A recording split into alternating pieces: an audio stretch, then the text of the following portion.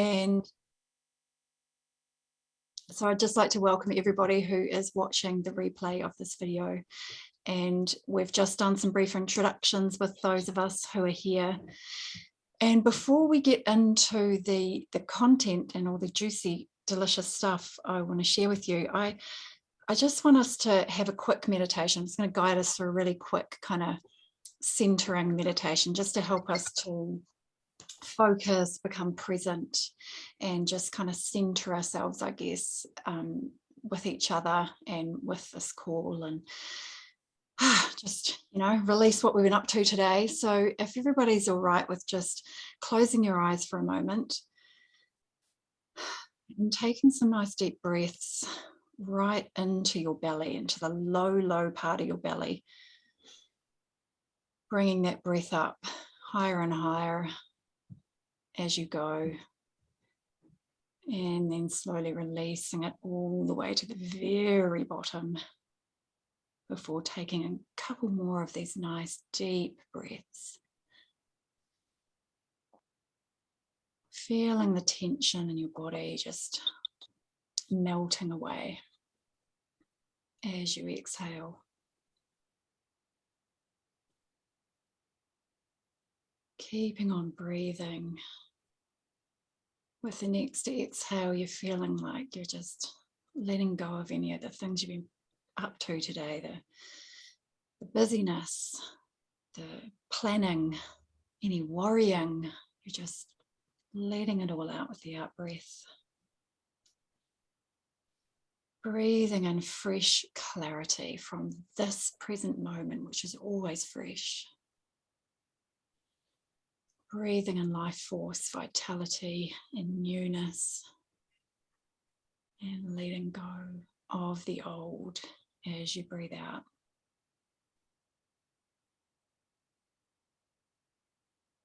And just letting your breath return to a natural rhythm.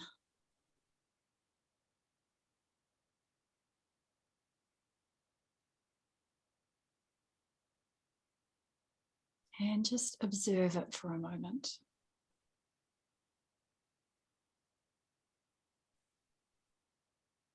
Observing the incoming and outgoing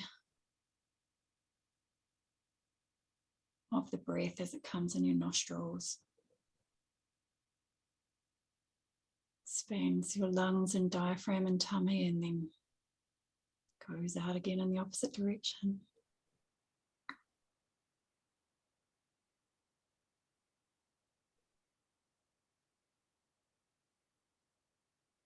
You might have noticed by now that your mind is still active.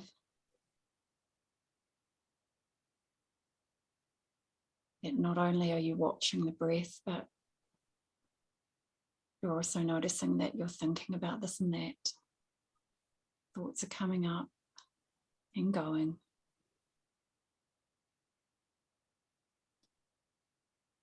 And you can notice that, you can observe that. There's nothing wrong with that.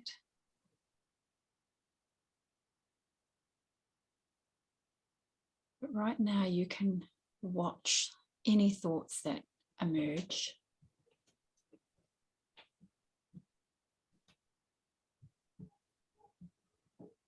You can also watch any feelings that activate within your body.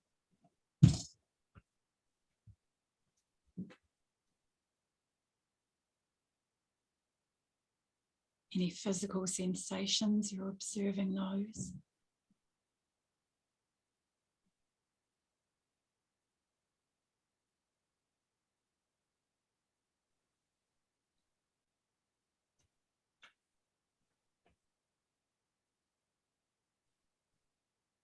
And then I'd like you to question to yourself,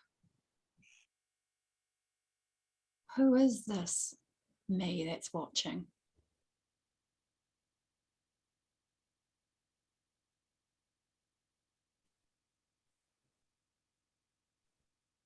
Because there's definitely the thoughts, but I'm watching the thoughts. So who's watching?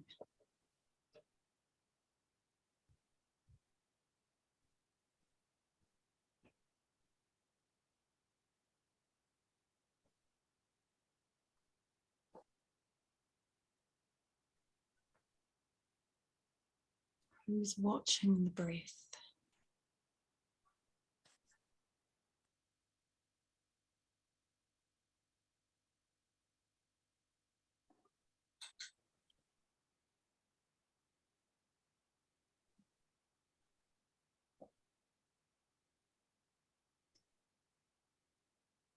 Okay, that's really good.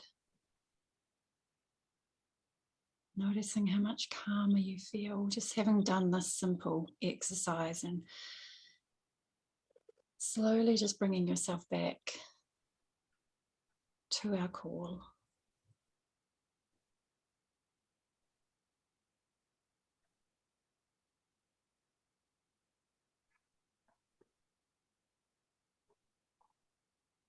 So I'm going to share my screen with you, as you can see, and share this quote with you. So Ramana Maharshi, who is an Indian Hindu enlightened sage who is not on this planet anymore, but who's quite popular in the spirituality arena, he says, become conscious of being conscious. Say or think, I am, and add nothing to it. Be aware of the stillness that follows the I am. Sense your presence, the naked, unveiled, unclothed beingness. It is untouched by young or old, rich or poor, good or bad, or any other attributes. It is the spacious womb of all creation, all form. So what I was just wanting to do there in that meditation is to help you to, and you've probably done this before, but what I wanted to remind you, to help you sense your presence, that naked, unveiled, unclothed beingness. There's something else, isn't there, that is beyond this mind that chatters away in our heads, you know, that the feelings that come and go, the physical sensation. There's something beyond this body, isn't there? There's something witnessing this experience that we're having. There's a part of us that's kind of holding a space for us to have this experience in a body with all of the different comings and goings and dramas and ups and downs of our everyday lives. When we get quiet and we meditate and we go within and we ask, who am I? We start to understand that there is this larger self who doesn't really matter, who is untouched by young or old, rich or poor, good or bad, or any other attributes. There is this neutral, observing energy that is always just at home, completely at peace, totally at one right now, and is just very neutrally observing unconditionally everything that we're going through. And that part of us doesn't die. It's like Muji says, the mind is ancient. Our mind is so ancient we can't even fathom it. But you are eternal. You, who you really are, came before even the mind. So there is an aspect of you, the real you, that is this eternal essence energy. And I just want to talk about that with you just for a moment, just to ask you guys, you know, how did you know? Because I don't think that you would be here tonight if you didn't have some sense of what I'm talking about, if you didn't have some feeling or experience for yourself of this kind of larger energy, and you might want to call it your guides or God or source or something that you realized there was more than just your body and your thoughts and your feelings and stuff. So I just really love to know how you realized that, or what was it that maybe originally caused you to understand. Because, you know, for me, I had this awakening experience when I was 19. I just, after a completely atheist upbringing, no religion, no spirituality, nothing, I knew nothing about spirituality at all. I just got curious about meditation and started practicing these meditations and had this amazing, crazy experience of total oneness with everything. And you can't even put it into words, but it just changed my life from that moment forward. I knew that I needed to plunge into spirituality, and I did. I'd gone from this wacky teenager who was into partying and blah blah blah, and did like a 180-degree turn into spirituality. And because as soon as I had that spiritual experience, I recognized myself in it. I knew I'd just found something, the thing I'd been looking for. I'd been looking for it in other people. I'd been looking for it in drugs. I'd been looking for it in parties. I'd been looking for it in food. I'd been looking for it in all these places out there. And I found it in that meditation. So I knew that was what I needed to do. So that's how I first kind of experienced it. But what about you guys? Would you be able to give us a little, would tell us your story about that? So again, I'll start with you, Dale, if you don't mind. Yeah. How long you got? How long you got? Not that long. Give us the shortened version. I know we'd love to sit here and listen to you. But,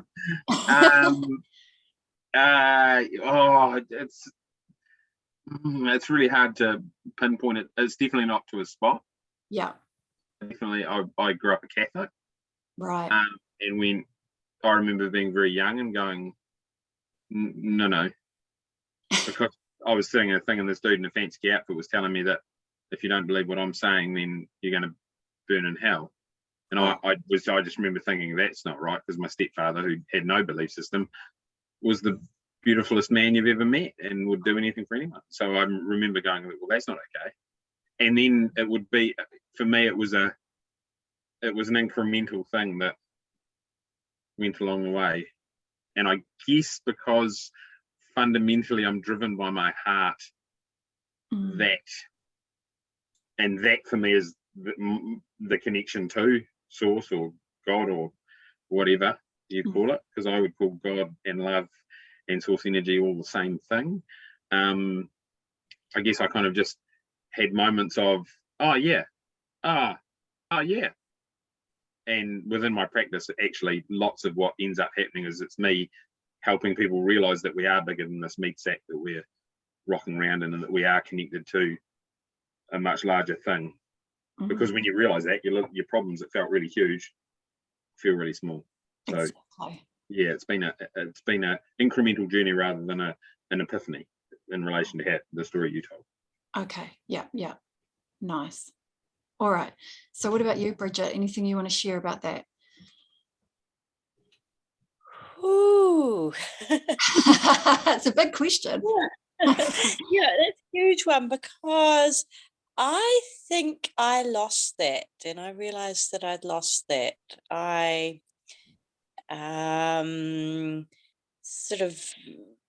forgotten about the connectedness I had as a child. I've forgotten, I've had moments of great connectedness sort of in between. Sometimes that's got a bit messed up with a mental illness diagnosis, which made it difficult to trust, I guess, self, or what was self, as separate from thoughts. Yeah, so I've just realized that there's really something that I've been just missing, I guess. And I've been trapped in thinking my thoughts were me and I was my thoughts. Yeah, so just realizing that that's actually not. And that I need to step beyond that and trust in that connectedness to the universe with the insight, and that just that beautiful feeling when you resonate with everything. Yeah, man. Absolutely. Thank you for that. Lisa, all good? Got that message? No worries. Susanna, do you want to talk here, or can you talk here, or would you rather not? Up to you.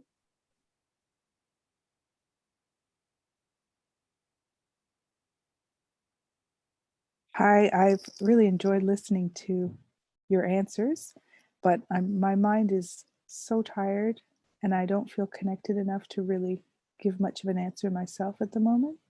No So I'll worries. pass. Okay, all good. Thank you, Susan. Thanks. All right. So we all know there's a larger self. Like we all know that, right? It's something that kind of calls us, doesn't it? We don't really have a way to describe it, or we can't really put our finger on it. We can't put it in a box and go, this is it, here it is, can we? But we know that who we really are essentially, it just can't be this body. It just can't be, right? My mum said to me when I was little, when I was 8, I started to get worried about dying. And I said, Mum, what happens when you die? And she said, nothing happens. And I was like, what do you mean? Like, I was just like trying to think, how can there be nothing? Like, and I was just picturing like black, and like we can't be nothing. Like, we can't be destroyed. There's always a continuation, because what we really are is eternal, and this is the temporary thing. And but obviously my mum didn't have that kind of knowledge or that depth of understanding to give me a better answer at the time, and I've kind of pulled her up on it. And said, Mum, you said this to me when I was 8. She was like, well, I didn't know, do I? Okay, fair enough, Mum, that's all good. But yeah, so we know that, we all know that, otherwise, yeah, I don't think that we would be drawn to this kind of work. So let's look into now. Oh, sorry, Dale, you want to say something? No, I was just going to say, the antithesis of that story, I remember we lost a nephew in an accident, and my daughter would have been all of about 3 or 4 years old, and her older brother asked the question, where's Joel now? And her response was, he's wherever he wants to be. Oh, nice. And it was just like, man, that is magic. I mean, the amount of babes. Yeah, the difference between hearing that and hearing something like what I heard is just, for your understanding of the world, is huge, isn't it? Just a little thing like that when you're a kid. And at 16, she doesn't remember it, so. Oh. All right, so we know we've got a larger self. So now let's talk about this other bit, this personal self.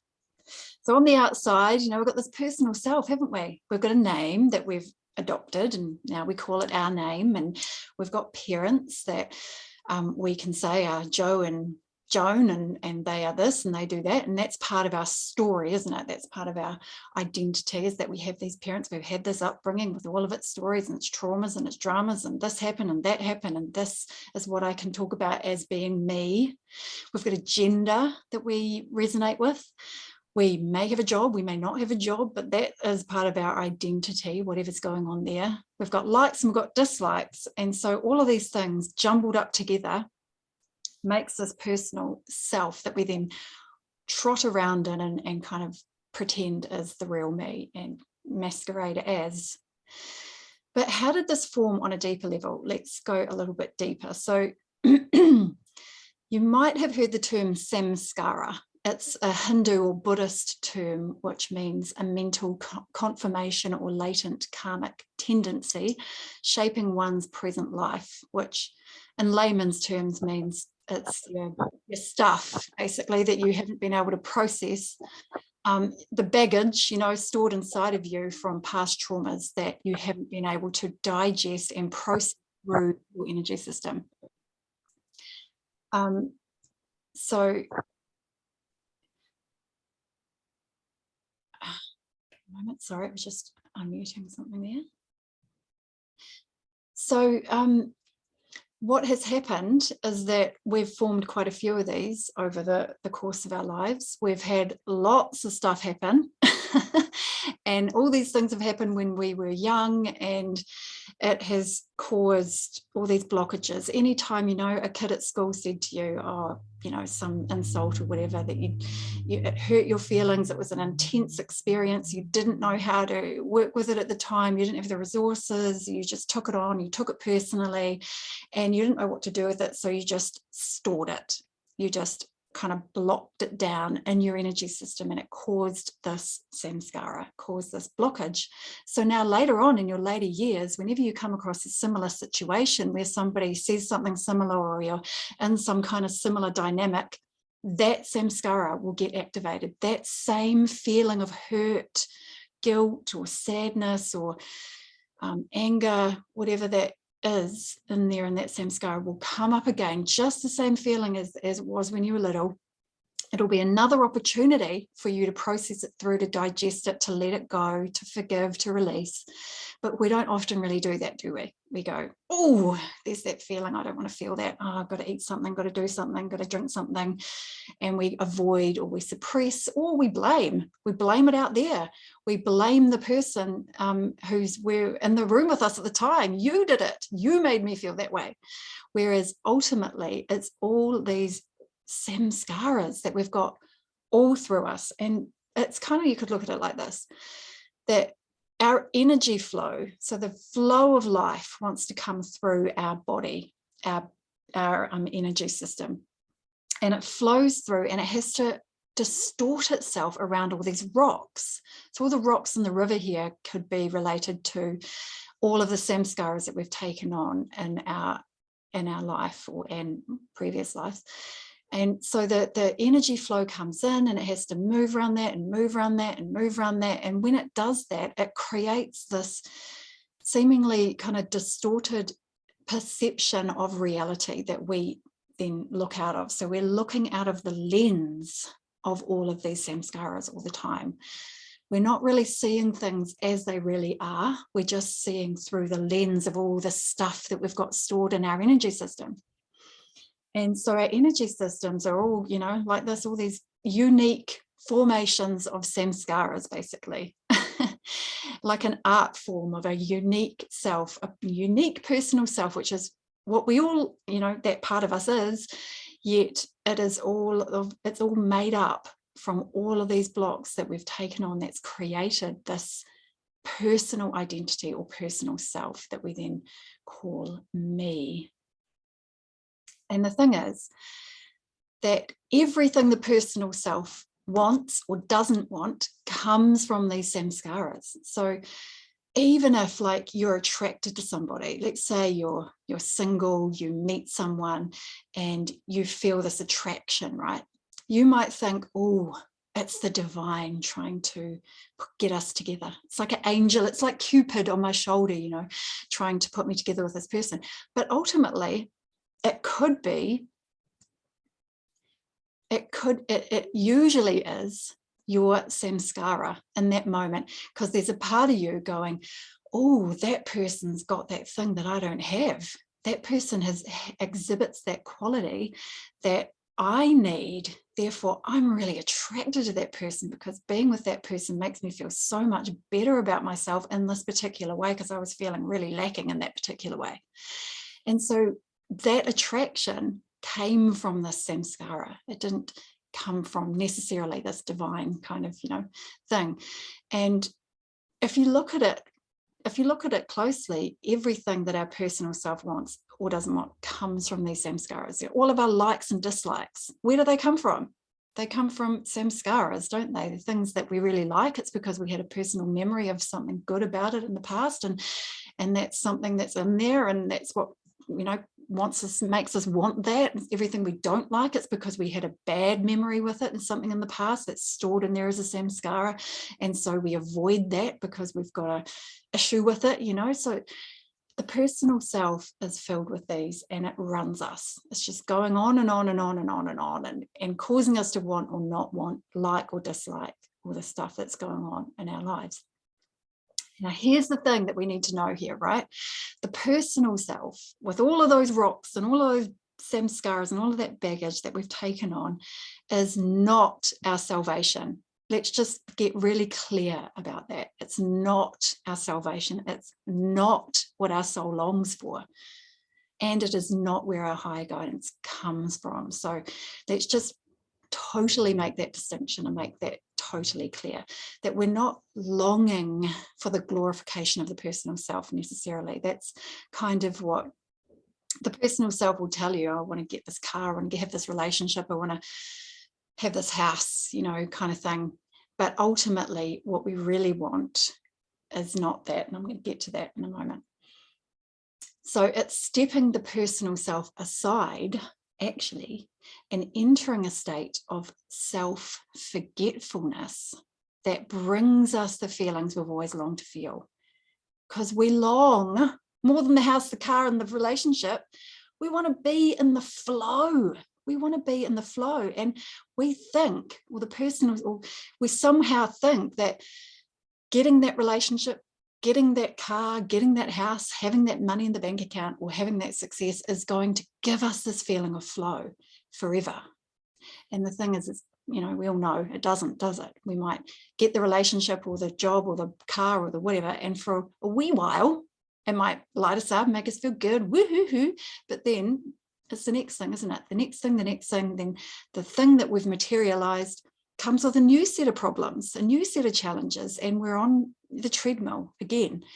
So we get fooled by thinking, when I get there, I'll be better. When I have that, it'll be better. When I've got that in my life, I'll be okay.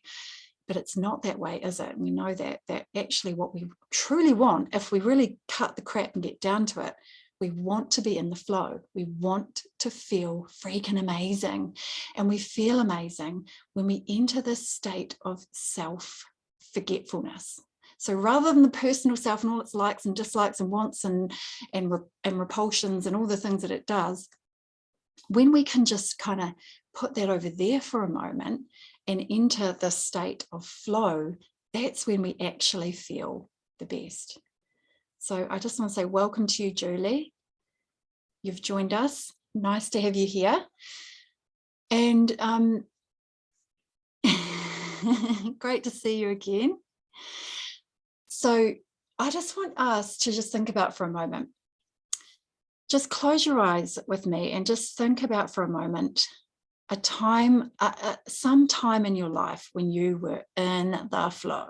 Maybe you were like just working on something creative that you were really, really into, and you were just like flowing with it. Or you were going for a run and you kind of just forgot that you were a person and you're just one with your breath and your body and the scenery, or something, some amazing experience where you were just flowing, the energy was flowing.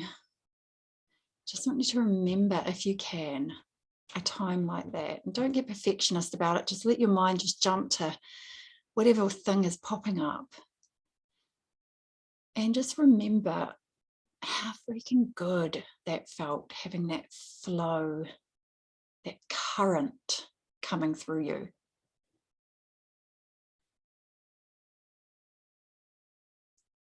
And remember at that point how when you were in that current and you were flowing and enjoying yourself, enjoying the moment, just being with what is, just there wasn't any thought of, do I look okay? Will they like me? Am I good enough? Am I doing enough? Or, oh, look at me, aren't I doing great? There wasn't that, was there? There was just that, forgetting all of that stuff for a moment, forgetting all of your stuff for a moment, and just being in that flow. So you can open your eyes for a moment.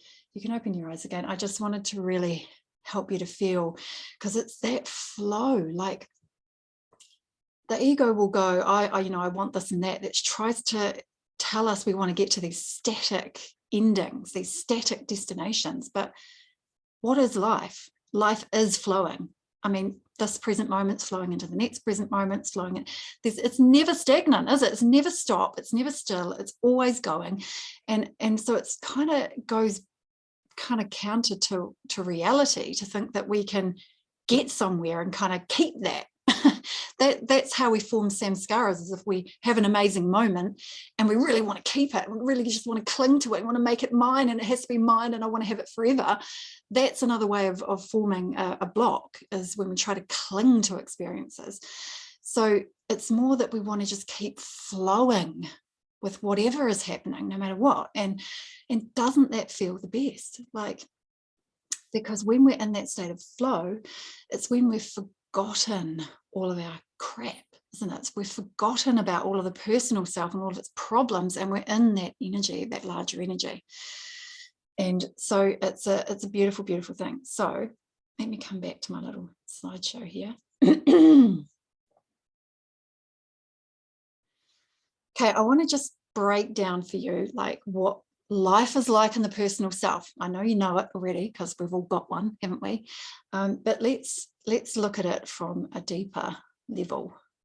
So the personal self, when you're using your personal self, because you can kind of switch over and get into the flow and forget the personal self, can't you? But when we're in the personal self, its main belief at the bottom and the foundation of its reality, its foundational belief is I am separate.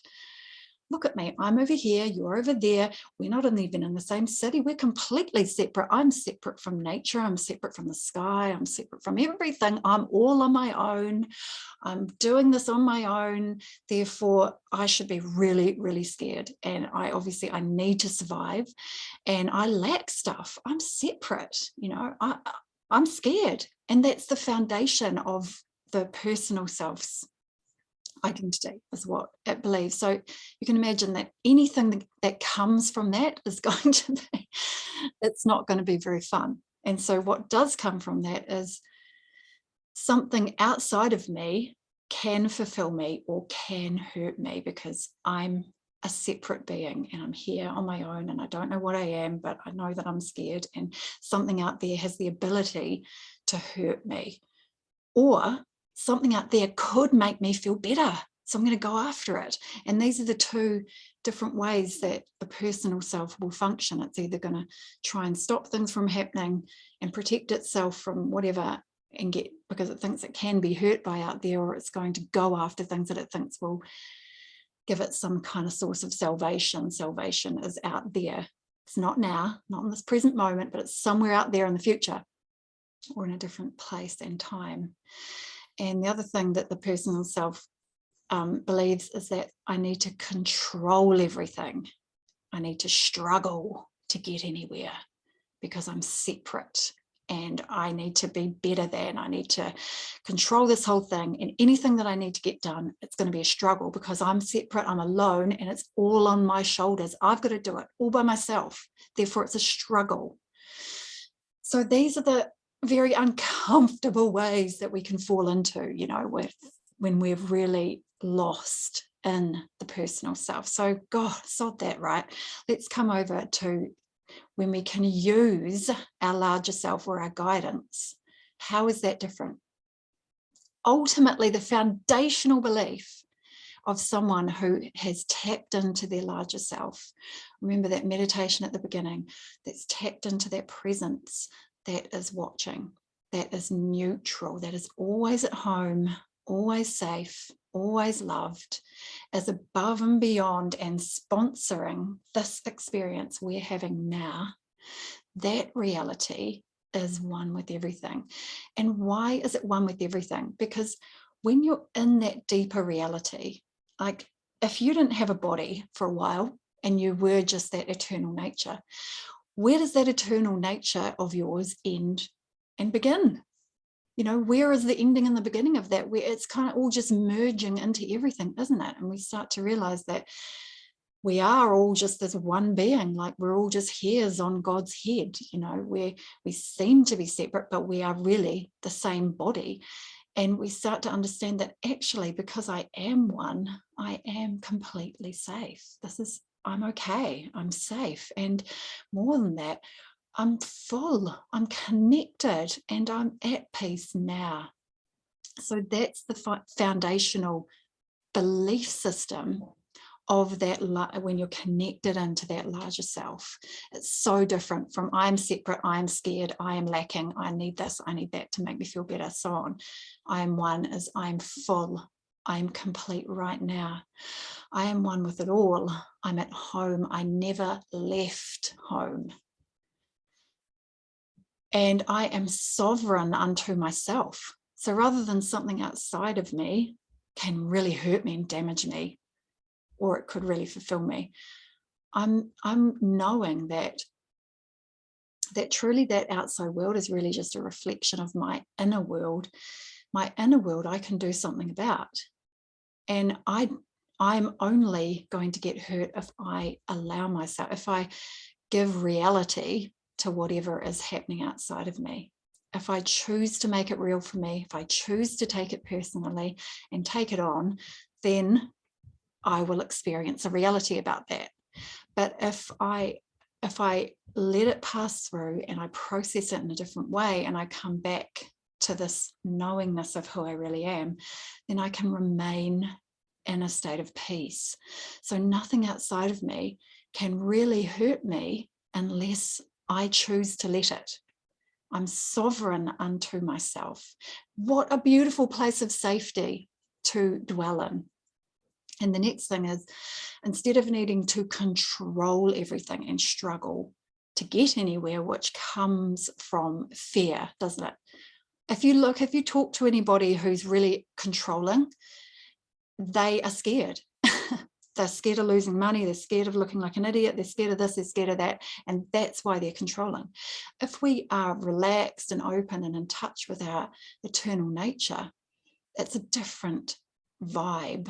Rather than controlling and struggling, we know we can just open up our consciousness. We can switch our state of consciousness to open up a flow of answers and solutions and direction and support, that can lead us into the next moment. We don't have to push and struggle and bang our heads against brick walls, to make things happen. We just simply switch our consciousness open, ask, let things flow, and resources come. We're able to do this. So it's like when we're a personal self, we could be just this. Like, I think I'm separate. I think I am this body and these thoughts that I have and these feelings and my past stories that define me and the traumas that I've lived through. And that's me, because those are the stories that I tell and that's all I am. And so therefore, the only places I can go are the thumb through to the little finger. Sometimes I can go to that ring. I can go up the hand a wee bit, but nothing more than that, because this is who I am. I'm limited to those stories. I'm limited to these feelings and thoughts in this body. That's all I've got. That's me. So when we're living in that personal self, when we want to do something, or when we want to have a new idea or make something happen, what do we got to work with? We've just got what's in the hand, right? Which is what? All the old stories, all the old traumas, the likes and dislikes, all the samskaras that were stored. It's going around in a freaking fishbowl. We've already got those stories. We've already done all that, but everything and all the guidance and everything is coming out of that old stuff. It's just perpetuating the same vibration over and over again. Whereas when we realize we can tap into this larger self, that we are actually the larger self, pretending to be the personal self, then we have access to the whole shebang, the whole body. Then I can experience myself as this personal self. I can do that, but I can also tap into the whole being. And I can tap in and get answers, solutions, direction, just flow from this wider self. And also from the wider, bigger self, I can understand myself so much better, because as this little limited me in the hand, I can't really know what's right for me. How do I even know what I really want? Because everything that I want comes out of a samskara. It's just coming from this limited kind of round and round way of being. So when I open up to this larger self and say, hey, larger self, what do you want? Then I can work with all of it. I can work with this bigger me who has a bigger plan, for this little hand that I thought that I was. I can open up and expand who I am when I can open up to the whole of it. So what does the personal self want? What motivates it? My will, me, my wants and needs are all that matters. Thank you very much. And it has to be my way, because I'm separate and I need stuff to make me feel better about me. So it's all about me. It's got to happen my way, and it needs to be done my will, what I want. Me, my, mine, mine. which is just this stagnation and this limitation, because it's all in the hand. It's all that personal self going round and round, because my wants and needs all come out of samskaras, which perpetuate that personal self. So when we can switch over to the larger self, the larger and the higher self has a different vibe. The larger self, knowing itself to be one, says, thy will shall be done. The larger will shall be done. The larger will is what is important, not that little me, my, cut off from reality kind of will, which doesn't even really know what it wants. It's just going around in samskaras. Thy will is this bigger version, and it's for the highest good of all. And because this larger will, or this larger being or higher self, is so connected, so at one, and knows itself to be all of us, not just me, but I am, you know, present in you and your energy. We're all just as one thing, right? So I want you to be happy. As you're an extension of me, I want you to be happy. I want all of us to be happy. I want it, you know, it's about everybody else. It's not about the personal. It's healing and wholeness for all. Inner peace, love, generosity, sharing, well-being, blissful flow. So when you compare these two, my way, my needs are all that matters, my wants and needs are all that, my will needs to be done, me, mine, and healing and wholeness for all, inner peace, love, generosity, sharing, and well-being. Like the difference in vibration from one to the other is quite profound, isn't it? With this higher self energy, there's that feeling of openness, of flow and love moving through, which is definitely feels a lot better. Basically, the personal self treats God like Santa Claus. So the personal self will say, God, I really need a house and I want it by February, and it has to be in this location, and it has to be with this you know, bathroom, and I want this and I want that, and by tomorrow I really need this to happen, and also I would like to meet this person, this type of person, these are all the qualities that I want. There you go, boom, here's your list. And so it's kind of this Santa Claus like energy that we think that God is, that I'm going to tell you what I want as a personal self, what needs I have that need to be met. Me, here you go, God, make me feel better. And we kind of treat God like this Santa Claus, whereas ultimately it's much more wise and profound to say to God, hey God, what can I do for you? How can I be an agent for your love? Because the higher connected self feels good, feels full, feels generous, feels happy and joyful and appreciative. And from that energy, why do I really need all that much stuff? Why do I really need the house? What was it for? Why do I really need this and that and that?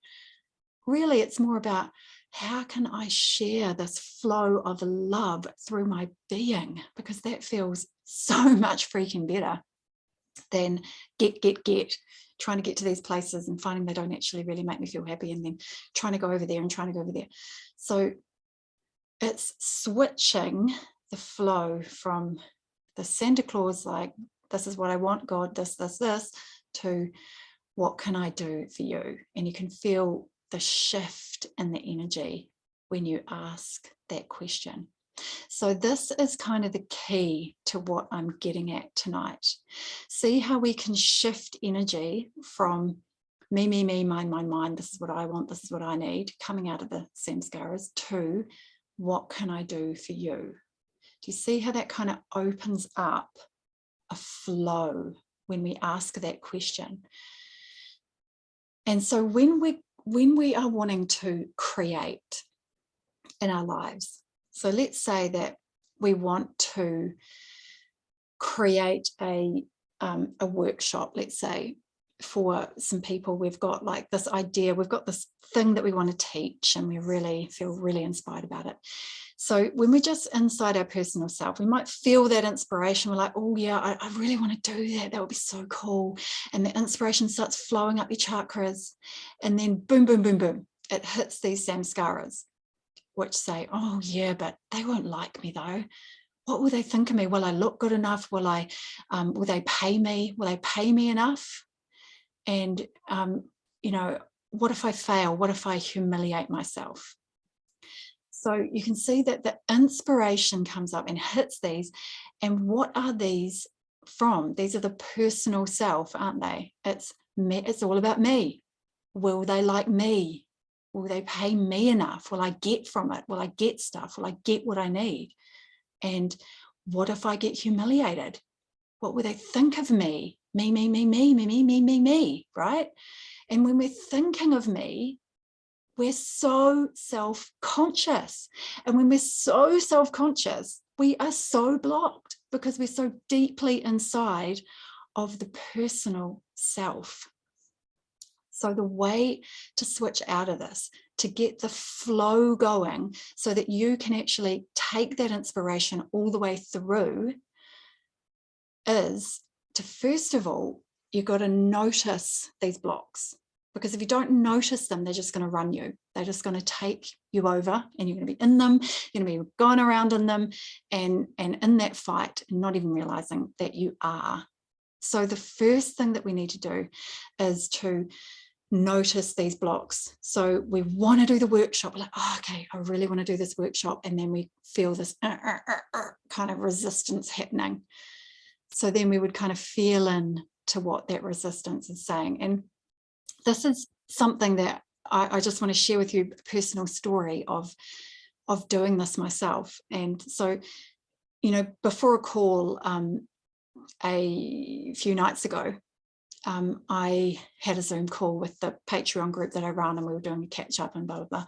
And before the call, I was sitting there feeling a bit anxious and a bit worried. And I was thinking, oh, wow, I'm not really flowing, like what's going on? So let's just listen to what those thoughts are saying, what that feeling is saying. And it was like, what will they think of me? Am I doing enough for them?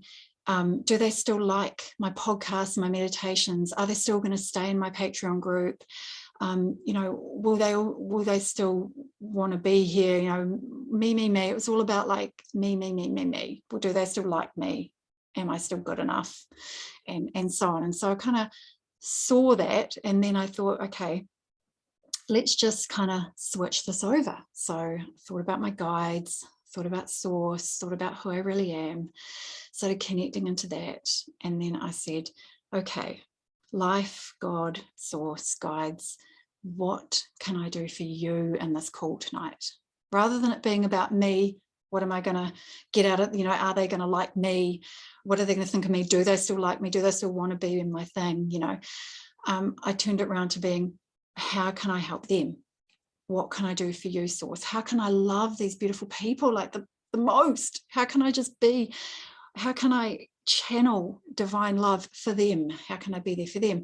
And as soon as I make that little switch, all the self-consciousness disappears, confidence returns, sanity returns, flow returns, and then it's just absolutely fine. And I'm in the flow. Because do you notice that when you're worried about what is going to happen to you and me and mine and all that self-consciousness stuff, it's so jaggery, isn't it? Like you forget things, you're kind of all out of sorts because you're just worried about what people are thinking of you, and will it go my way, and all of this kind of stuff. It puts you out of the flow.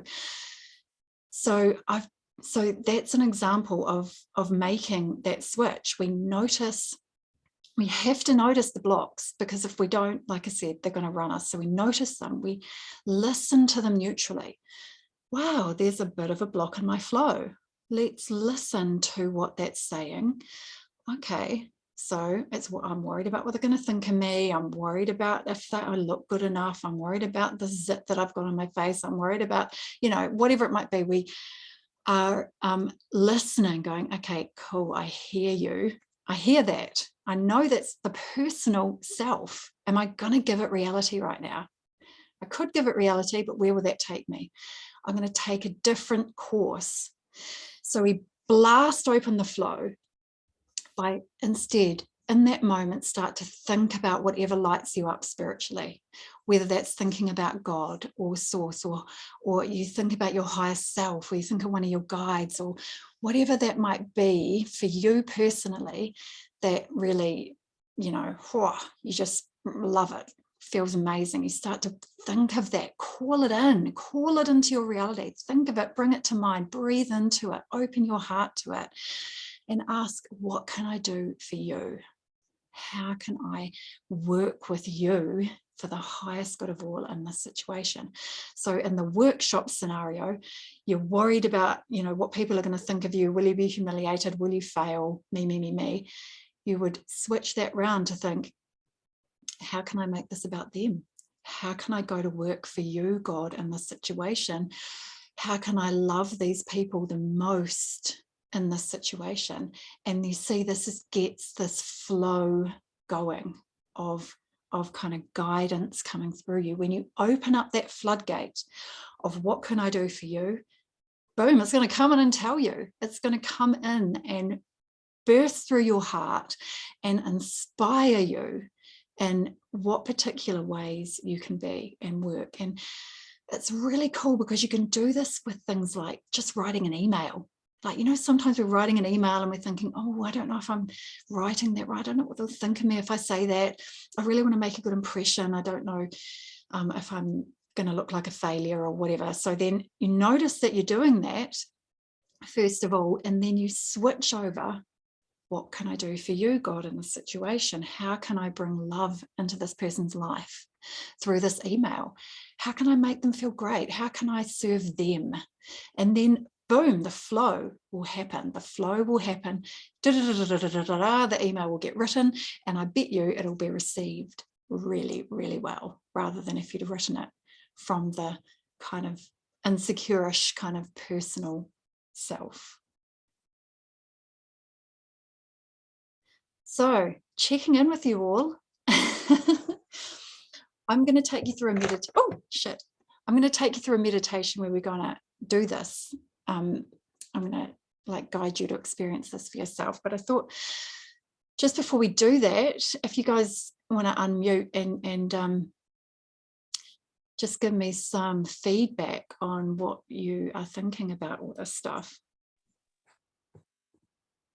Loving this conversation, says Lisa. So appropriate for me right now, says Dale.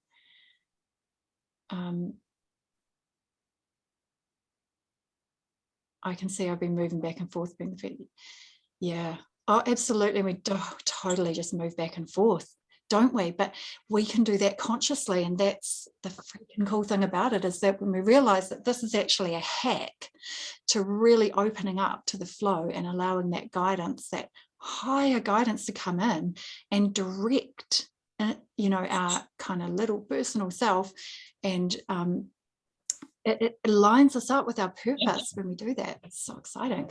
So Julie, I want to come to you because hello and welcome. How are you, beautiful? Yeah, I'm struggling with what you're talking about. Yeah, sorry to be late, everybody. Nice to meet you.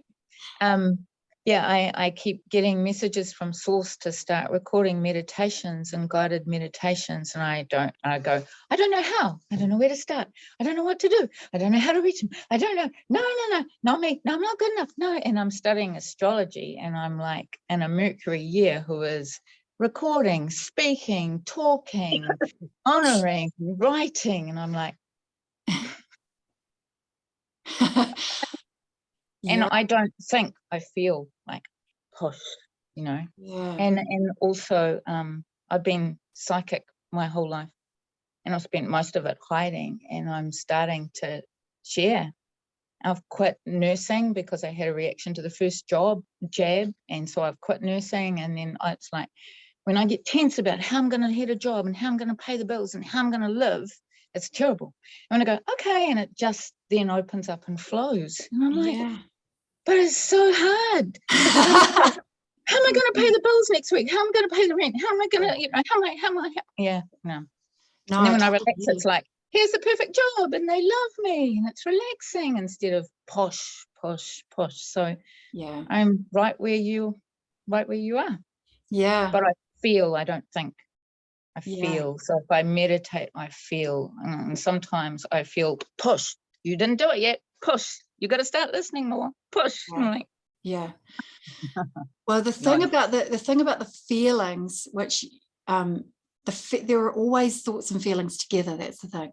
Like you get a really strong feeling, but if you kind of listen to that feeling for a moment, there'll be some thoughts, like you say, that kind of come out of that feeling. You know how they go together, like the thoughts kind of perpetuate that feeling, and then a feeling kind of activates the thoughts. And if you notice, like if you've got a really intense feeling, like you're anxious or whatever at a time, your mind is going to be like, blah, blah, blah, blah. You know, that's what, so they go like hand in hand. And yeah, so it's always good. But I feel my guides. Yeah. So I also feel my guides. So, you know, I know when it's me because it's spinning, and I know when it's them because I feel them. Right. Yeah. But I mean, Nice. it's different. Yeah. Yeah. But yeah, the thoughts are, I'm not good enough. How am I going to survive? Yeah. Can I really trust the flow? Can I Yeah. really trust my guides? Is it really going to come in on time? And every time I do that, even the next day, the problem is solved. Oh, I need a job. I'll just trust you. Job offer next day. Yeah. And then I look back and I think, I should just do this. I should just flow. No, I'm still human. I'm like, tomorrow, how am I going to survive? Yeah. Just to meet you, you've just... I've just spoken my entire last 6 months of my journey. Yeah. But at the same time, there's a group that are looking to start alternative health, and I'm involved in the foundation planning of that. And then I'm still like, my skills of 37 years of nursing, what do I do? What am I doing? How can I help? And on Monday, there's another group who are alternative, and they're looking at putting together an alternative health so that people that are jabbed or lost faith in the hospital or have lost faith in the system, that we can run a parallel starter for the people. Nice. Like, yeah. So the doors are opening up. It's just, am I the right person? Am I brave enough? Can I really do this? Yeah. Yeah, absolutely. And it's always a work and progress. I mean, you know, it's like living in this kind of way is a lifestyle, isn't it? It's not just like one day I open up the flow and then I'll never have to do it again. It's like carving a thing. But when you minute know, by minute, sometimes. Exactly. But you know, like as you practice being in that flow state, that you know what happens when something flows for a decent amount of time. If you think about how rivers started, you know, it started as a trickle coming down a mountain that slowly over time started to carve out a riverbed to eventually support this massive flow coming down the river, coming down the mountain. And that flow is joined by others, so other people that are on the same wavelength or that are being led by the same spirit, guides, God. Yeah, they join the flow, and so then your river's bigger and you're not alone. Absolutely. But it's finding them. And so if my vibration is good, I just seem to find them. But it's also taken courage, because everybody I meet, everywhere I go, I say, I don't wear a mask. I had a jab injury. I've got a heart condition following the first jab. And they go, oh, I had a heart condition. So you're going to get the second shot or the booster? And they're like, I don't know. What do you think? I'm like, well, you know, just mirroring back to people this space so that they can disclose what they're going through, so they don't feel alone. Yeah. And then I'm looking after a brain injured guy, and we go to bowls on a Tuesday. Everyone in his bowls group was thrown out of the other group because they weren't vaxxed. So they started their own little group, and one of them wanted to know why the nurses are still there, why the doctors and nurses are being still in the hospital. And there's some anger starting to build that backs injured are being faced with a system where they perceive that the nurses and doctors aren't speaking up. And I'm like, my colleagues are coerced. They are silenced by the system. They're scared. They've got mortgages, kids. You know, please don't judge them. Don't hang them. But I understand both sides. Yeah. Because it's really hard. Yeah. So I'm blessed and not blessed because I'm holding space in the middle for two signs. Yeah. And I don't mean to bring the COVID stuff, and I don't want any of you to feel like I'm judging or not holding space for whatever journeys you're on yourself. But that's your journey. You Yeah. shared your journey. Yeah. now they want to interview me, and they want me to be a whistleblower, and they want me to go public, and there's a couple of big things. And I'm like, I don't know. I don't know if I'm brave enough. I don't know. Yeah. Wow. So this kind of work can really, really help you, that kind of taking that time to feel that flow, like on a daily basis. It's just so amazing. I'm not even joking, like the way it shifts your energy. Like before recording a podcast, for example, I'm going, okay, I'm going to write this, I'm going to say that, and I've got it all mapped out, all my control, write this, that. And then I go, okay, no, wait a minute. Let's just open up my guidance. What does my guidance want to say through this podcast?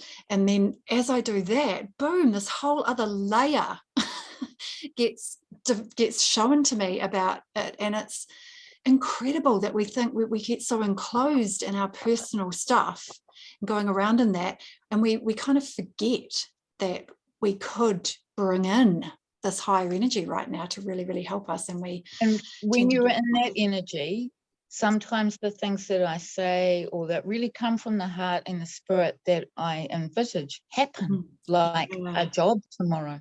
Yeah. And yet other things are not the right timing as well. It's really, so it's interesting. Am I speaking things into existence? Are they listening, sitting on my shoulder? I'm like, I'm exhausted from nursing. I really don't want to do this anymore. Bang out the door. I'm like, that's not quite how I envisaged leaving. But, and I've always said, I'll retire before I'm 60. Well, I'm 56 soon, and I'm retired from nursing. Nice. It's just weird. Right. So, but it's amazing. But it's also, it's easier to look back and see how you're guided than to look forward, because when you're in fear and constricted, you can't let things flow. That's right. Exactly. That is. But to open up can be scary. So. Yeah. But ultimately, when you've done it a few times, you know how bloody amazing it is. So Dale, tell me, what are your thoughts on all of this? Give me your. I particularly love the description of the Samskara and the flow of the river through the rocks, because so many people jump from rock to rock, and the energy of that is straight away, just like the voice in your head, just like the self, just like that. Oh, boom, boom. Yeah, that's right. But when you follow the river, that there's a ease and a peacefulness with that. I'm not saying it's easy, because it is so easy to get lost in the Samskara. I'm going to use that. I'm going to use that for sure. Do it, man. Use it. Because but you do, and you know, and you can feel that. And when you can feel it like that, it reminds you, oh no, I've got to be the water. I had a mentor say to me, just be. Because we spend so much time trying or doing, and we're not human tryings or human doings, we're human beings. Yeah. If you just be, then you go with the flow of the water and bounce past the Samskara, and that it's a really simple thing on paper, but there's so much shit that we're trained and that we're given and put in front of us and done to and seen and all the rest of it that makes us go from Samskara to Samskara, which isn't exactly. And I think the thing is that when we know that that's happening, then we can just say, well, okay, I'm not going to give any energy to that, because it's the Samskaras in themselves aren't really like the problem, so to speak, because we can just release them, we can just let them go and release them, but it's the judgment that we've got about them. Oh, I shouldn't be feeling like that. I'm so bad because I feel like that, or I'm embarrassed that I feel like that, or it's wrong to feel like that. So when a Samskara starts to come up, like anger or something, we judge ourselves for it. Oh, that's not spiritual. I shouldn't be feeling like that, you know, and then we won't allow ourselves to process it. And that's the problem. If we were just able to go, oh wow, look what the personal self's doing, and breathe through it, let it go. I can let that go. Exactly, rather than holding it there by judging it, or making a reality about it. That's the thing, making a reality. We make a reality about it by giving it reality, by judging it. So isn't anger a secondary emotion? So anger, because we're afraid or in pain, or and it's easier for the self to go and cling on to the anger than to go deeper and to feel the real grief underneath it, or the fear or the pain. Okay, so Bridget, what are your thoughts? Anything you want to say here? No, not really. I just it makes sense. It's going to take some practice. Lifetime, maybe. Eternal. But I love it. Yeah, awesome. So Susanna and Lisa, I think you did comment in the chat. If there's anything you want to say, you can say it now. Otherwise, we'll just move on. I just wanted to say I've really been enjoying listening to everyone.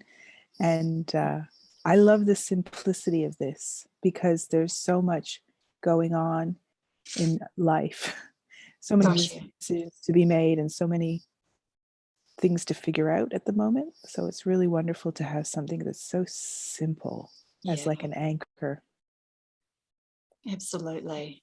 And that's what's so, that's why I really wanted to do this and share this, because it can be so simple. It's just, I'm operating out of the person's self. Okay, let's switch over. What can I do for you, God? And it's just that changeover. It's just so simple. But the thing is, we don't realize we're in the personal self sometimes. and I think I might have been also doing a bit of like a codependent bounce back between my personal self, the larger self, and sort of doing this codependent thing around other people's personal selves. Okay. Which I just feel like I'm in a masterclass at the moment. Life is giving me one around navigating this.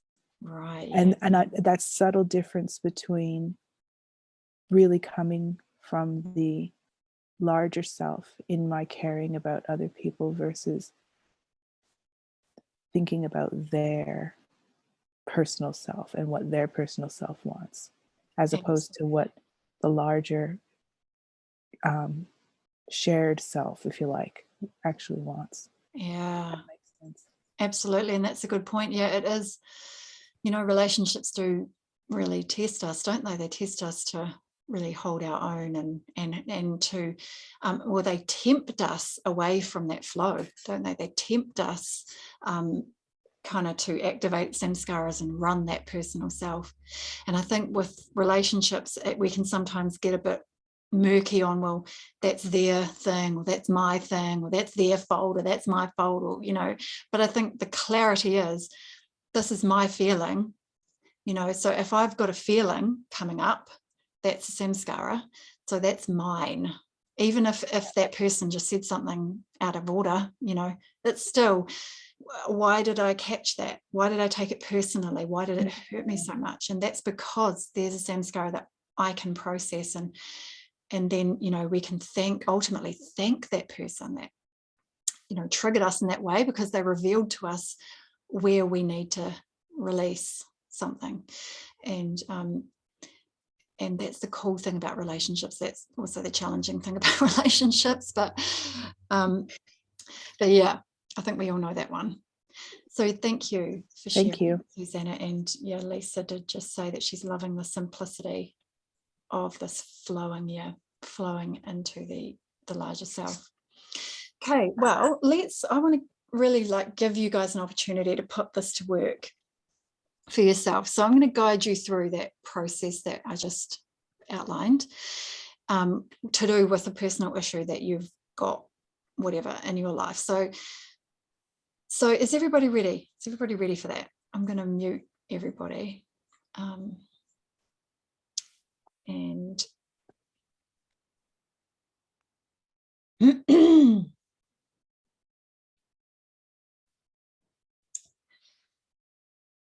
just close your eyes. And I want you to just think about something in your life that you want to actuate.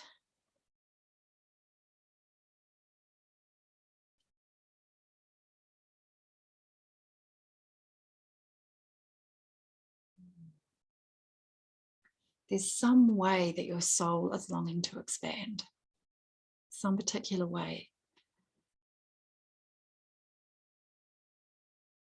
So think about that and let that thing just come up to your mind, come into your mind.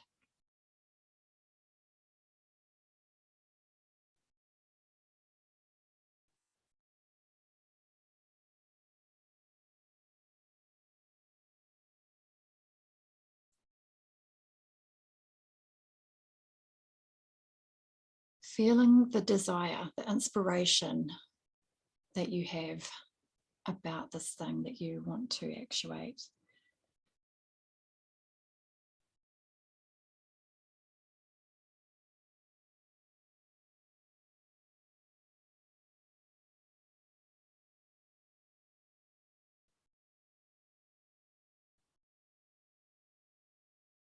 And then I want you to say to yourself, I am already, no, sorry. Say to yourself, I am flowing with my guidance and creating this right now. And say whatever it is in that statement. I am flowing with my guidance and we are creating whatever this is right now.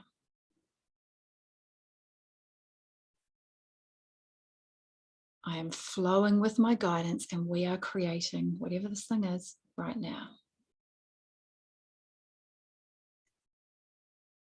Now, as you say that, I want you to be really, really, really watch what's happening in your energy system. Where is that part of you saying, no, we're not? Or there's some kind of resistance to fully believing that.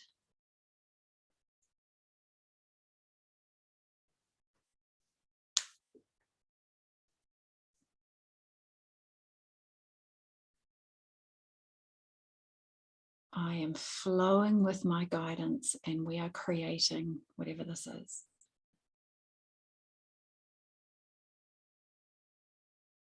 Notice your energy system. The flow is trying to move up and it's catching on something.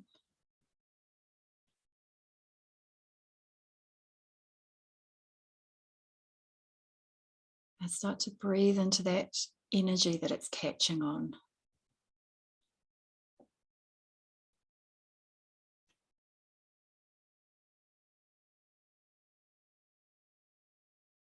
Notice where it is in your body, what area.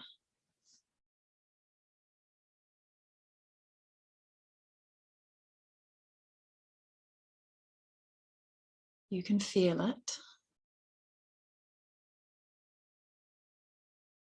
Now I want you to listen to it. What are the statements coming out of this feeling? Just let them talk. Don't try and censor them or change them. Just let them talk.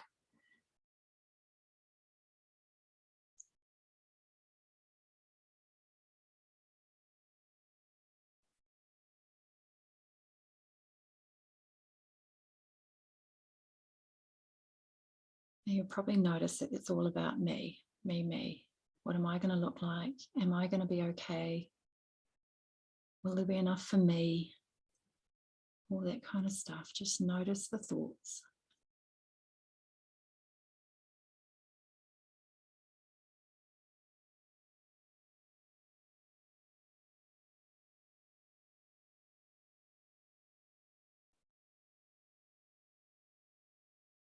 And we're not going to judge these thoughts.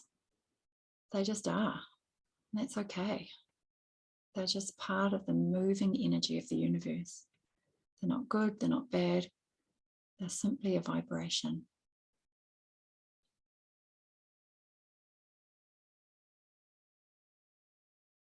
So we're going to say to ourselves now, I just totally forgive these thoughts.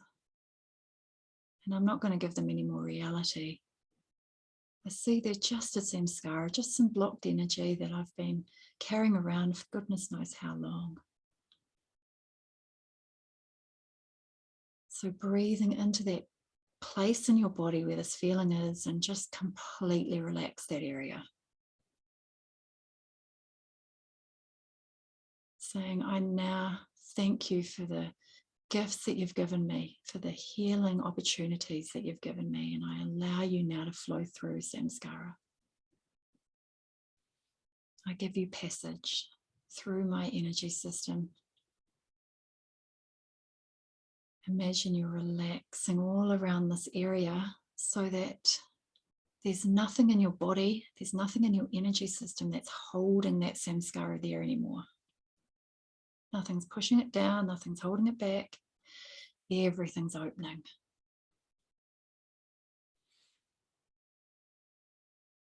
And you're letting it move.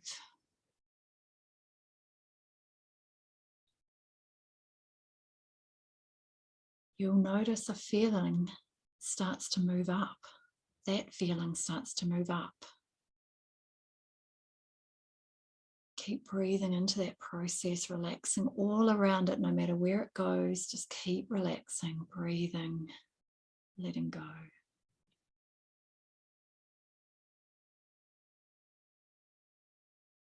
And saying, I totally forgive you.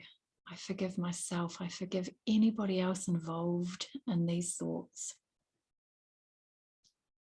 I just completely let it all go. Keep relaxing, letting this move.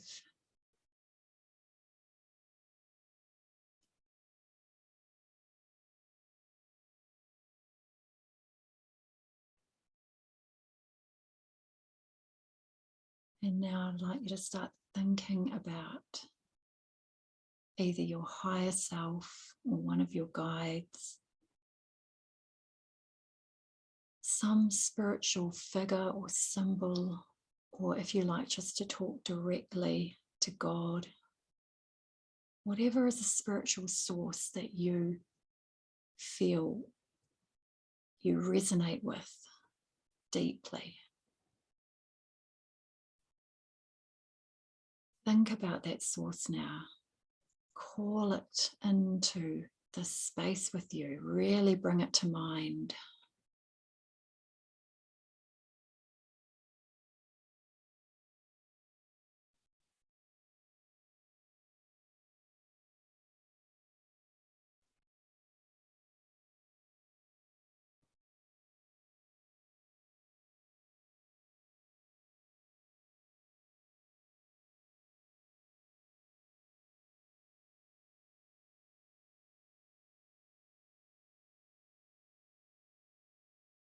And then you can say things in your mind like, I'm so grateful to be here having this unique perspective of reality.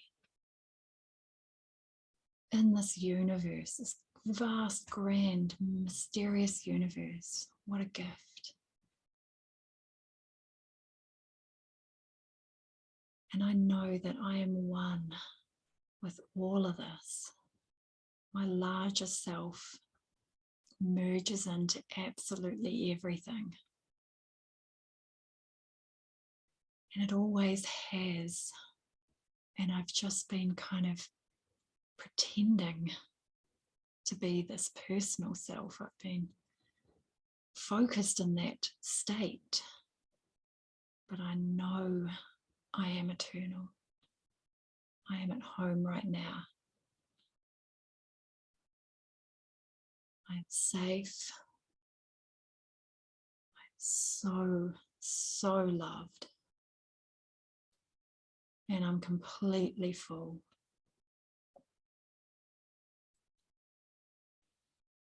And as such, I ask you, God, Source, High Self,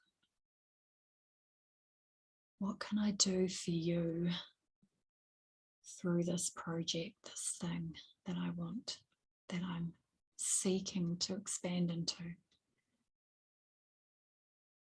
how can I serve this higher self? How can I serve love? How can I be an agent for you, for everyone else? How can I help through this endeavor?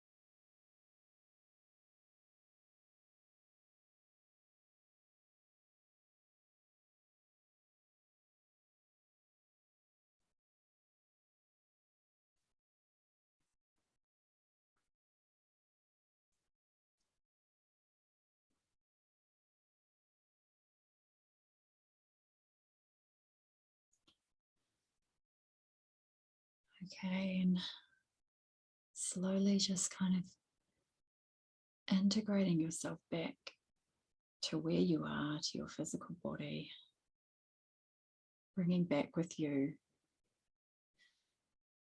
the insights and the inspirations and the visions and the feelings that you just received.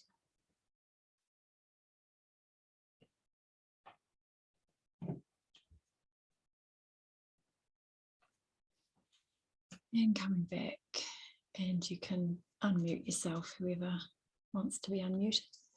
Excuse me.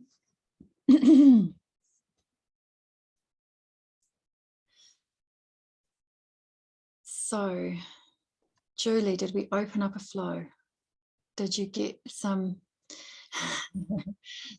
kind of different perspectives coming through? Yeah. Nice. I resonate with music, so I could feel it move from here to block here, which has always been, my voice has been dampened because of my history for a long time. So, but it's moving from there, and I can hear a song buzzing around in my head. Nice. A Kylie song, thank you very much. Oh, cool.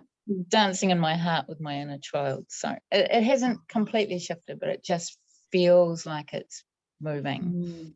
And then I got a light from my feet, but like a double helix, just spinning up. Nice. So, yeah. So did you feel like with whatever you were thinking about moving into some, doing something, moving into a project or something like that? Yeah, but for fun. Yes, exactly. Tonight that I wanted to paint, and it's called batik, but I haven't done it since school. And I'm like, that'll be fun to do that. And then that led on to be creative, sort of opened that gateway into then finding my voice and taking that next step into that next project. And that I've got a block because I haven't got money and I don't know how. And I'm like, oh, it's okay. I just release that and it'll fall into place at the right time. And so it transitioned from let's have fun, let's make something creative, to opening up. Nice. And that's a good point about fun, because how light and flowing and free is that energy of fun, you know, and how connected are we when we're having fun? And all these little insights and inspirations pop into our head when we're having fun, don't they? We kind of think that having fun is like this kind of unproductive, leisurely kind of side activity, but ultimately if we bring that in to whatever, it's going to deepen whatever we're doing. Because it's a creative project, so it leads into the creativity and opens the flow. Yeah, beautiful. All right, Dale, tell me what happened for you. Yeah, that was great. I said it's so appropriate for me right now because you're talking about workshops. Okay. And in what I do, but it's not workshops, but in working one-on-one, I'm constantly repeating the same story. So I have a real passion and a real want to get up in front of a whole shitload of people and talk about this thing, whether it be 10 people or 100 people or 1,000 people, whatever, but to talk about the things that I do. And so it was appropriate straight away. I was like, oh, that's well put out there. And as soon as I said it, and before you said where's the block, as soon as you said it, there was a knot in my solar plexus, like immediately. It's like, and it was like all of those things that am I good enough? Are they going to judge me? Am I going to be picked out for talking about this stuff and not having the right bits of paper and not having the right qualifications and all that sort of shit? It was really cool because as you were reading through it, releasing it and letting it go, what I love about the Samskara thing and the river thing, and which was really strong for me, because for me it's a real feeling thing. It's not, I don't see things, I feel them. And what I could feel was you're not washing that Samskara away. It just becomes one of the pebbles that are under the water. You know what I mean? It didn't feel, I didn't have to go, I have to put that thing in a boat and send it off this way. It's there, but it's not important. I'm washing over top of it with more flow. And that's what I felt as I did it. And then when you said, and I've got guides that sit with me and their arms around my shoulders, and when you said, ask the question, what can I do for you now?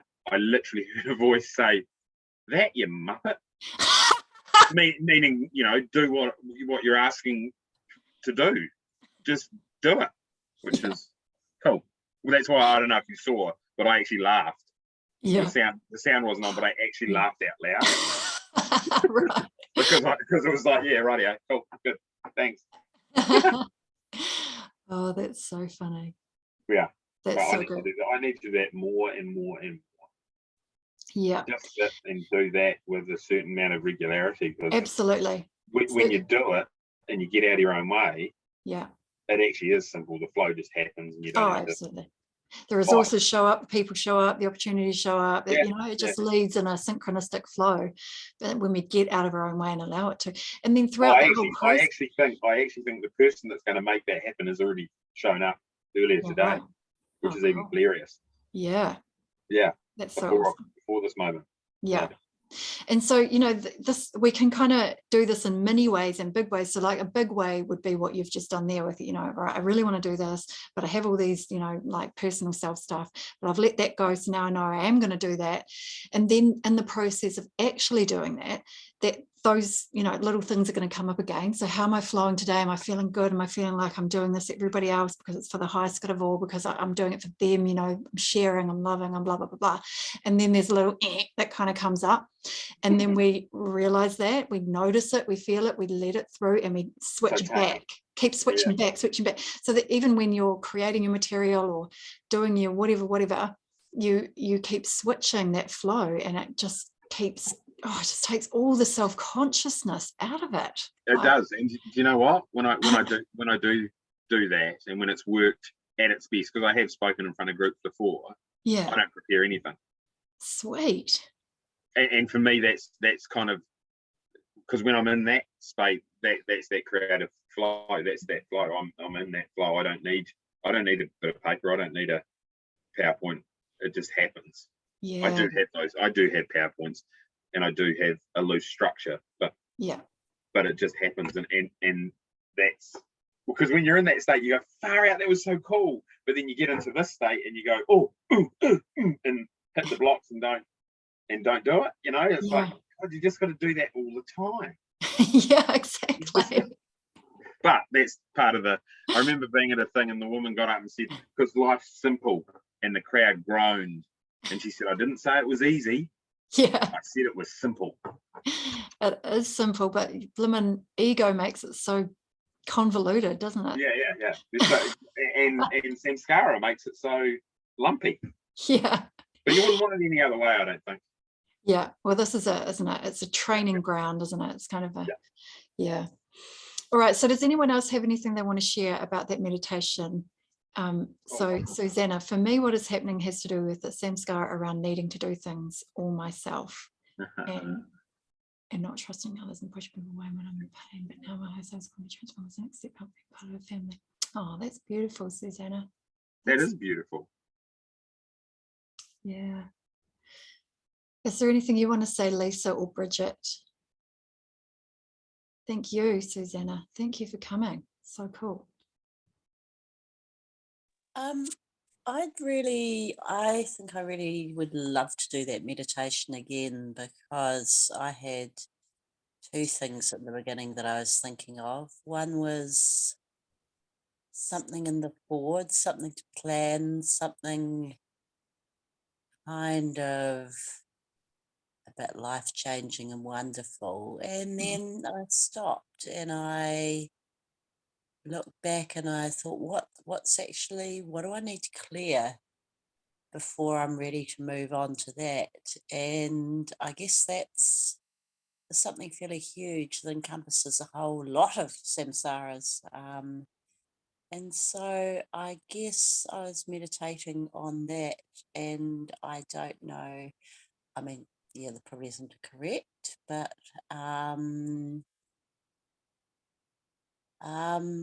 yeah, I guess that's just a super positive that I feel like I'm kind of ready to do the forward focus now. Yeah. Nice. Well, that's definitely cool. So was it hard? So you're saying at the beginning it was hard for you to choose between two different things to focus on? Yeah. Yeah. And then so that kind of stopped you being able to really sink into one or the other, did it? Or It did for a while, and yeah. then I decided, and maybe I chose the wrong one, but it was something that needs a huge release and to move on from. Yeah. Yeah. Awesome. Little steps, baby steps. Yeah, that's what I was thinking. Yeah. Baby steps. Always. Yeah. Yeah, because we can scare ourselves by saying, oh, it's so big, I've got this huge thing. But ultimately it does break down in little steps. And ultimately what it really is, it's just a feeling. And if we take all the labels and the judgments off that, it's not this, it's not hurt, it's not grief, it's not blah, blah, blah. If we take the labels and the judgments, it's just a vibration that's humming or buzzing or fizzing or whatever. And then if we can just know that vibration living with that in our bodies isn't really healthy, so we want to let it go, so we're choosing to relax and let it flow through, and all that stuff that is guided, and we're forgiving, we're releasing, and it can actually become kind of simple. I think initially when you start doing this work, or if you haven't done it in a while and you're getting back into it, there can be kind of a build up of a lot of stuff at the surface that feels like, oh, there's just so much there that needs to be released. And as you just start chipping away, you'll get into a flow of that. You'll start to feel like you're on top of that, and it will you'll start to feel a deeper sense of well-being as those heavier emotions start to move, because living inside of all those samskaras is it's so blinding, it's so heavy, it is a form of suffering. Well, it is suffering, isn't it? It's not nice, but when we do start to move them, it is, what a relief. So I'm glad, Bridget, that you've got that at least full focus now, like you say.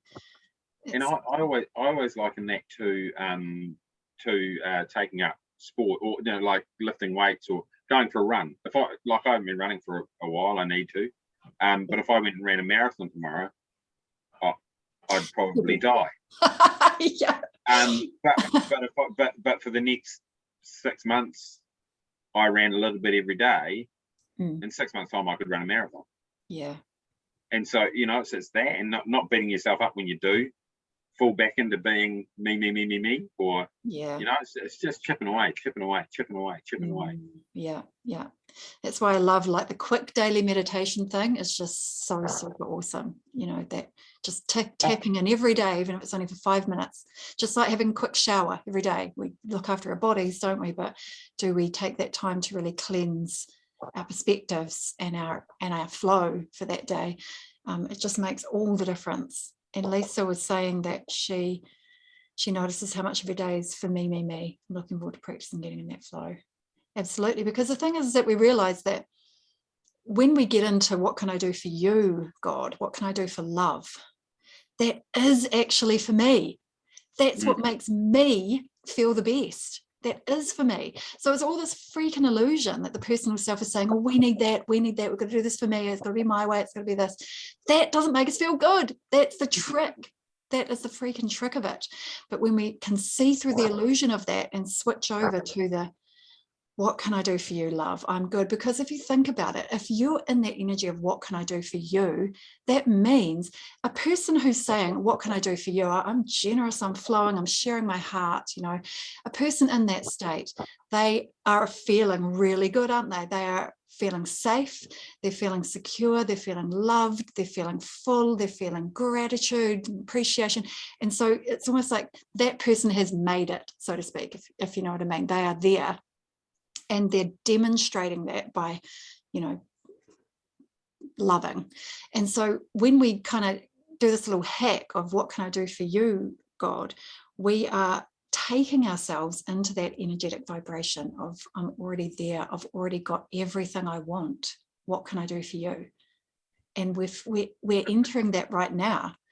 And, you know, if you start feeling I've already got what I want, I'm already there, I'm already full, you know, what are we going to attract vibrationally around us? So it's amazing on every level. And I just find it such an easy process for releasing blocks.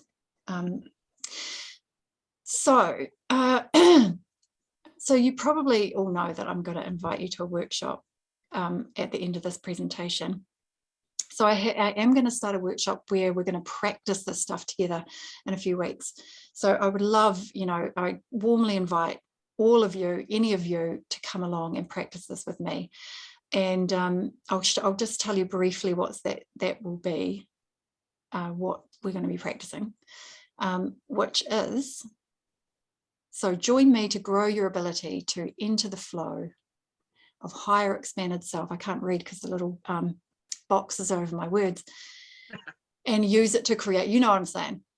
So this is what we're going to practice in this workshop, which is going to be quite a few weeks long, and I haven't actually kind of pinpointed how many weeks yet, maybe 9, maybe 10, maybe 12, I'm not sure, could be 8. I haven't quite come up with the exact specifics about that, but I know that it's going to start the week after the school holidays on a Wednesday evening, which is just under 3 weeks.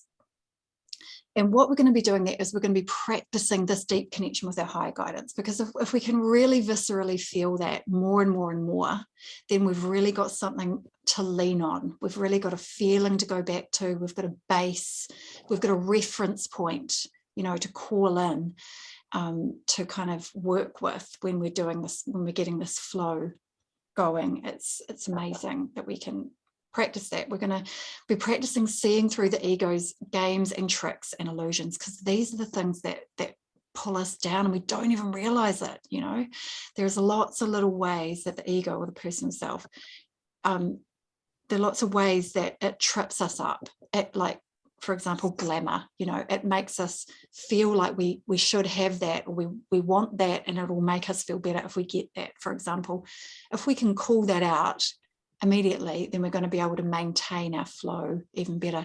So there's lots of little weird, like, the ego is very, very, very, very crafty, and if we can see through and be one step ahead of it, then we are much more able to stay feeling good.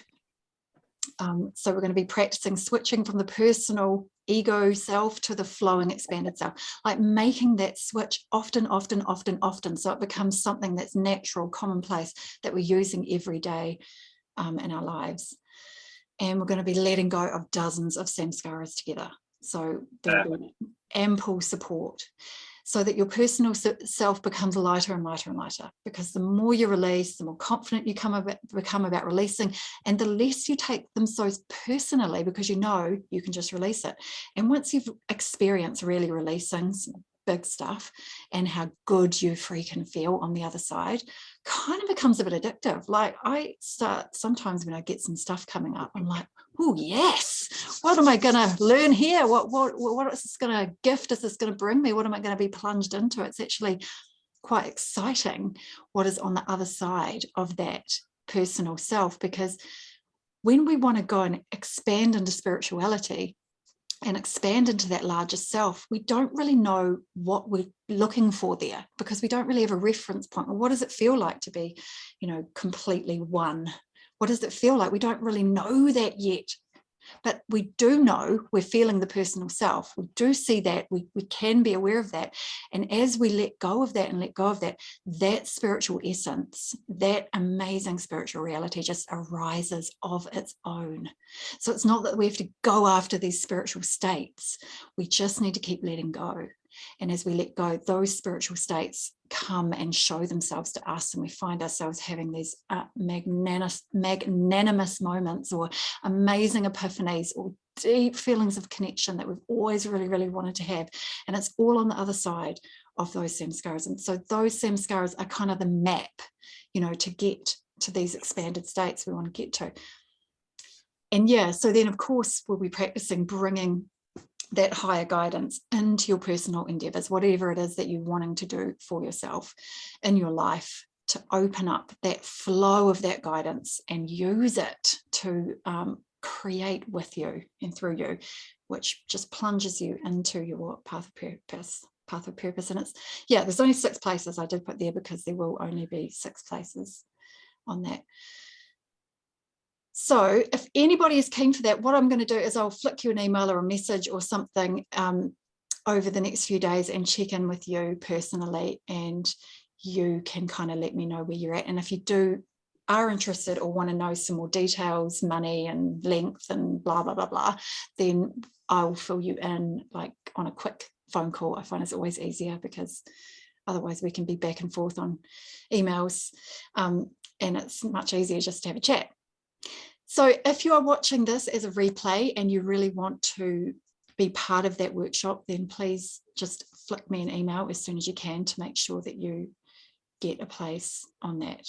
And so I just want to thank you all so much for coming along tonight and being part of this and opening up yourselves and supporting me as well. Thank you so much for that. I really appreciate that, because I love doing this work, and as I teach and share in this way that I do, it really helps me put these perspectives and these things I'm learning on the inside to practical use that helps me to really embody them and understand them way more deeply for myself.